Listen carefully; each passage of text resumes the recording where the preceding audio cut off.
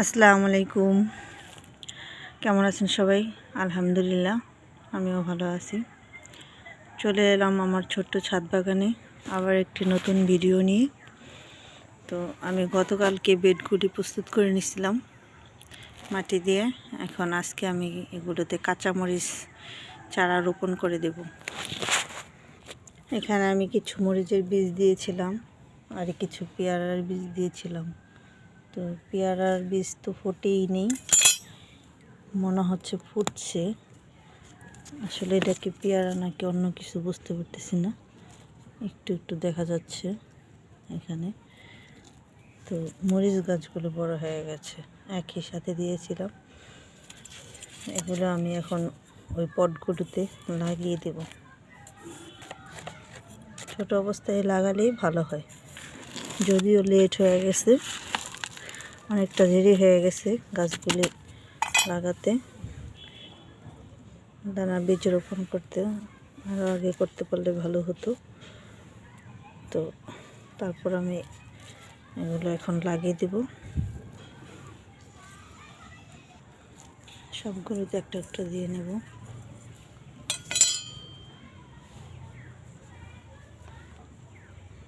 বেশি নিচে দেওয়া যাবে না, যে পর্যন্ত মাটি ছিল সে পর্যন্ত দিলে সবচেয়ে ভালো হয়, কারণ ছোট চারা তো পানি আটকে গোড়া পচে গাছগুলো মরে যাবে।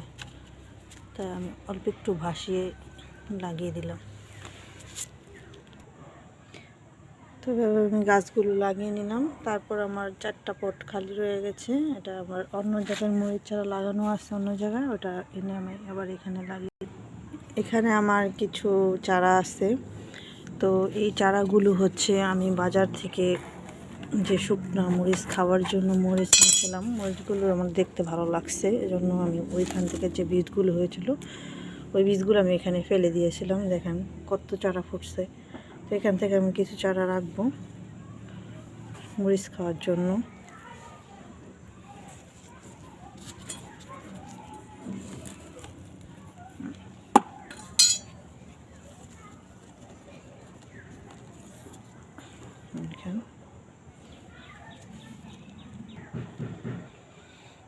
এই পাত্রে মরিচ লাগালে অনেকে ভাবতে পারেন যে এতটুক জায়গা এসব পাত্রে 5 লিটার গ্যালান এগুলি লাগালে কীরকম হবে গাছ বা হবে কি না।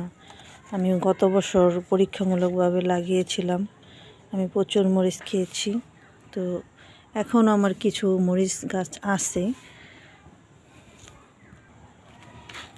গাছগুলো লাগানো শেষ, এখন আমি অল্প অল্প করে পানি দিয়ে দেবো।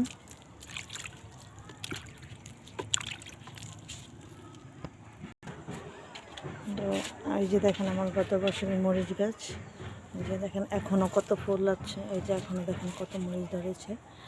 তো অনেক গাছ আমার মারা গেছে, এগুলো গাছ ঠাল ছেটে দিয়েছিলাম আমি। তো পুনরায় দেখেন আবার মরিচ হচ্ছে।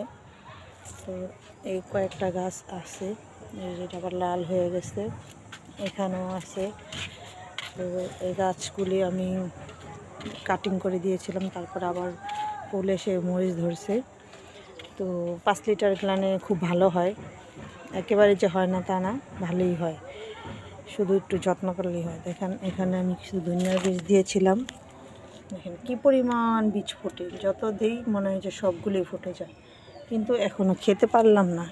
এবার নিয়ে আমি 3 ধাপে ধনিয়ার বীজ দিয়েছি। দেখেন এখানেও দিয়েছি, দেখেন হয়তো দেখবেন কিভাবে ফুটতেছে, কিন্তু আমি খেতে পারি না, সব ঘুঘু পাখিতে খেয়ে নেয়। সকালবেলা আসলে দেখা যায় ছোটো ছোটো ঘুঘু পাখি এসে খুব সুন্দরভাবে ওরাই করে। দেখেন এই দ্বিতীয় ধাপ আমি এখানে দিয়েছিলাম, এখান থেকেও খেয়ে একদম সাবার করে দিয়েছে, শুধু অল্প কয়েকটা আছে দেখেন। তো এগুলি দিয়েছিলাম প্রথম ধাপে, যে দেখেন আমার কিনেই লাগতো না যদি আমি এগুলো প্রথম ধাপে আমি রেখে খেতে পারতাম, কিন্তু কি করব বলেন, পাখিতে খেয়ে নেয়, রাখতে পারি না। যে দেখেন প্রথম ধাপে দিয়েছি কত বড় বড় হয়ে গেছে। এখানে আমি মরিচের দানা দিয়েছিলাম, কালো মরিচের, মাশাআল্লাহ দেখা যাচ্ছে কিনা জানি না, এই যে ফুটছে, এই যে একটু একটু একটু একটু দেখা যাচ্ছে, এই যে দেখেন কালো ফুটছে। এখানে আমি কিছু ঢেঁড়স বীজ দিয়েছিলাম, আমি জানি না এরকম হলো কেন। এইটা পুরা ভরা ছিল একদম ঢেঁড়স বীজে, দেখছেন এই গাছগুলি পুরা, দেখেন এই যে এভাবে সব গোড়া পচে পচে মরে মরে আসছে। এই যে জানি না কেন এরকম হলো, তেমন মাটি ভিজাও না, কিন্তু মাটি মোটামুটি, কিন্তু তারপরও গাছগুলো গোড়া পচে এরকম হয়ে গেল কেন জানি না। আপনারা যদি কেউ জেনে থাকেন জানাবেন প্লিজ।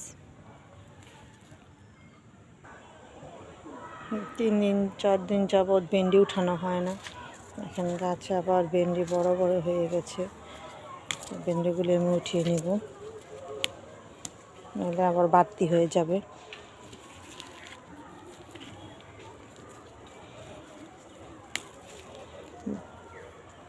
এখন তাড়াতাড়ি সন্ধ্যা হয়ে যায়, কাজ করে করতে পারি না। বাগানে যে কাজ নিয়ে আসছি তা যেন আর শেষই হয় না।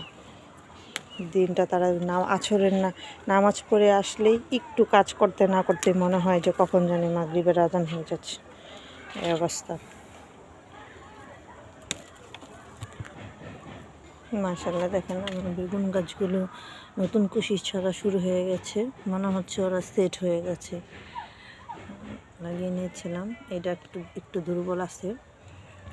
তো দেখেন, এই দেখেন মরিচ চারা এখানেও দিয়েছিলাম, পাখিতে খেয়ে নিয়েছে। দেখেন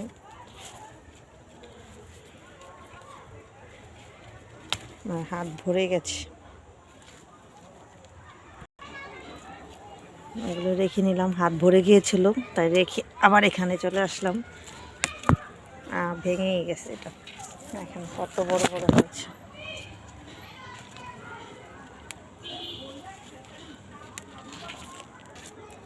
দেখেন কত বড় বড়, দেখেন নিচ থেকে কুশি এসে আবার দেখেন ভেন্ডি ধরছে। এই যে একটা হচ্ছে, নিচ থেকে কুশি ছেড়ে আবার হচ্ছে, আবার মাথায় আছে। এটা আমার একটা গোলাপি জবা, এটা আমি 1 সপ্তাহ আগে রিপোর্ট করে দিয়েছিলাম। ভাবছিলাম গাছটা ঢুলে গিয়েছিল, ভাবছিলাম বাঁচবে না, সুন্দর মতো হয়ে গেছে। এটার মধ্যে বড় বড় গোলাপি কালার ফুল ফোটে। ভালো থাকবেন সবাই, আসসালামু আলাইকুম।